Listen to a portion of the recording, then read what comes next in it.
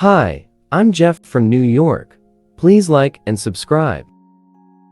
Episode 71, all because of Jeff. Teresa and her two sisters finished their meal and followed Isabel out. Once outside, they couldn't help but take a look at the staff who were unloading produce. They saw that there was lobster, sea cucumber, abalone, and other expensive ingredients in the truck, which seemed to be the same one they had seen days ago in front of the Buddy's restaurant. Where did all this stuff come from? It looks pretty good. The chef said as they studied the goods. The lobsters from Canada, the sea cucumbers from Australia, and the abalones from Germany. Don't worry, everything is the world's best. The delivery man said. Let me see the documents for your shipment. Let me see when it arrived at the port. The delivery man quickly handed over a record book to a chef. This was the official data, and it recorded all the information of the shipment in detail. You don't trust us yet? The goods I'm giving you must be the best in New York. These goods were checked and accepted by customs an hour ago. They're definitely the freshest. The delivery man said with a smile. Okay. The chef said as they looked at the documents and nodded their heads in satisfaction. They had already picked out the ingredients that they needed and asked, Where are you going to send the rest of this? We take them to the Buddy's restaurant first. Although they're leftovers, these are still top produce. My estimate that this hotel is the best in all of New York. The delivery man said as he loaded the remaining food into the truck. This scene stunned Teresa and the others. The produce for the Buddy's restaurant was chosen from their leftovers. Doesn't that mean that the food here is better than its Buddy's? How is it possible that the cargo could be transported here within an hour of reaching port? Teresa said to himself. When Teresa recalled the taste of the food that she had just enjoyed in the dining area, it really had been more delicious than what they had eaten at Buddy's. Teresa, Glenda and Rosalie felt a great heartache. That meal at Buddy's restaurant had cost many thousands of dollars, and they had made big fools of themselves. They had never thought that they would be able to enjoy a feast that was worth so much money but would be free of charge at the Secret Garden guest house. Plus, the ingredients were even fresher than those at Buddy's. They had stayed in Secret Garden guest house for a week for nothing, but they had never eaten a single meal there. When they thought about losing so much money all at once, Teresa and the others felt as if their heart are being cut out bit by bit. Are you all right? Isabel asked with concern. Why did the three of them turn so pale all of a sudden? She thought. Mind your own business. Teresa gave Isabel a hard look, thinking that Isabel had been dining at the hotel all week. She looked at her with even more distaste, as if she had taken advantage of her. Walking around the garden path in the courtyard, Teresa and the others finally felt a little better. However, there was still one thing that they couldn't understand. Why was the Secret Garden guest house restaurant so much more sophisticated than Buddy's? This was just a rundown hotel that was about to shut down. At that moment, they happened to be near the hotel's front entrance. I'm sorry, but please don't pass yet. You can take a detour to the other side. A man in his suit and shiny leather shoes said as he blocked their path. He looked like a staff member. Oh, okay. Teresa saw how handsome this man was, and agreed in a daze. She stood beside Glenda and her sisters. There were several staff members there, and all of them were tall and wore earphones. They wore serious expressions and said something into their earphones from time to time. A few minutes later, the staff members started getting nervous and looked towards the entrance. A flashy car with a red flag slowly drove up. A foreigner stepped out of the car. A man who looked like he was in charge went to shake hands with the foreigner.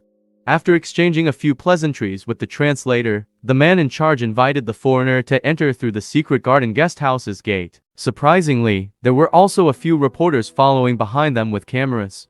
A smartly dressed staff member stood nearby to protect them. As they walked ahead, the man in charge introduced the Secret Garden guest house to the foreigners through translators. The foreigners looked at the surroundings and nodded from time to time.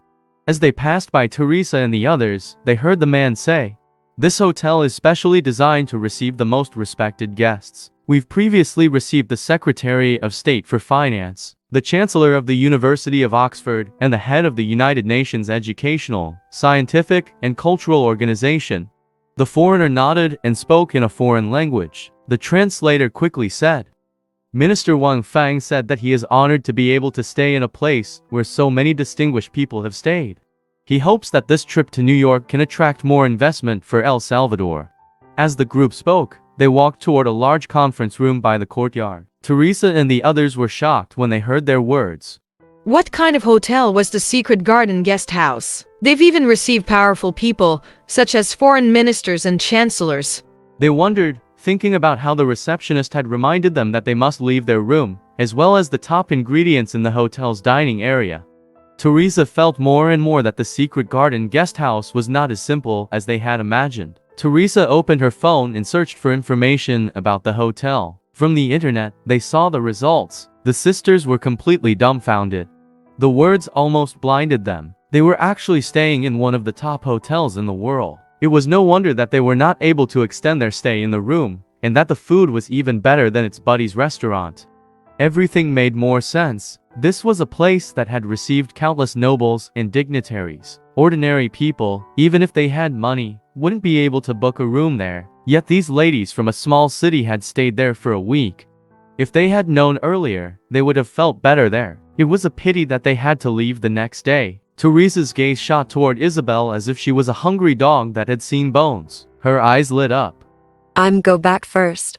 Isabel said as she was terrified by her stare.